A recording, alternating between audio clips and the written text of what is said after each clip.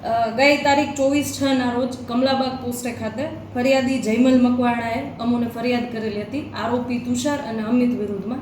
આ બંને આરોપીએ ફરિયાદી અને કુલ 18 જેટલા સાહેદોને પાસેથી 3 લાખ રૂપિયા લીધેલા અને એમને એવું વચન આપેલું હતું કે પોતે બેંકોક સિટીમાં પટાયા ખાતે હોટલમાં નોકરી અપાવશે.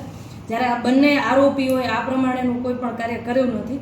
એટલે આ કમલાબાગ પોસ્ટ વિરુદ્ધ આ બંને આરોપીઓ વિરુદ્ધમાં અમે ફરિયાદ નોંધેલ છે.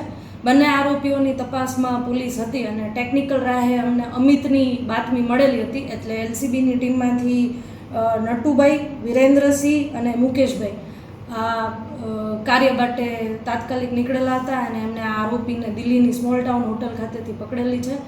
આરોપી સાથે કુલ 5 લાખ રોકડા પણ પકડેલા છે, કબજે કરેલા છે પોલીસે અને આરોપીની હાલ 5 દિવસની રિમાન્ડ માંગવાની કાર્યવાહી ચાલુમાં છે.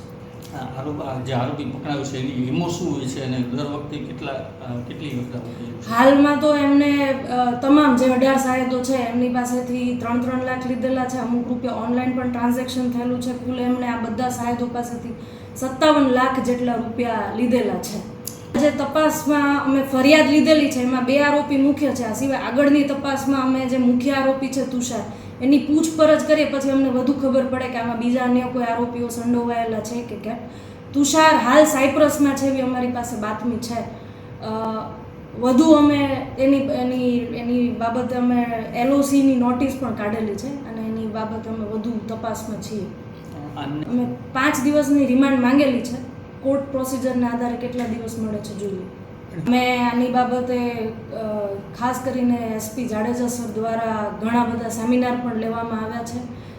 ઘણા બધા અમે સોશિયલ મીડિયા દ્વારા પણ કેમ્પેઇન ચલાવેલું છે કે ખોટા એજન્ટ છે કે કોઈ પણ ખોટી કંપની છે એની દોરવણીમાં ના આવી જવું. જ્યારે પણ આપ કોઈ કંપની કે એજન્ટ પાસે જાઓ છો ત્યારે એની સત્યતા ચકાસો, સંપૂર્ણ ડોક્યુમેન્ટ ચકાસો. ઉપરાંત તમે જે સહી કરી રહ્યા છો એ ડોક્યુમેન્ટ પણ ચકાસો. અને જે કોઈ પણ કંપનીમાં કે જે કોઈ પણ સિટીમાં આપ અપ્લાય કરી રહ્યા છો એની માટે કોઈ ઉપર બીજા ઉપર ડિપેન્ડન્ટ નહીં રહીને પોતે જાતે જ તમામ વસ્તુ સર્ચ કરો તો જ આપ આમાંથી બચી શકશો.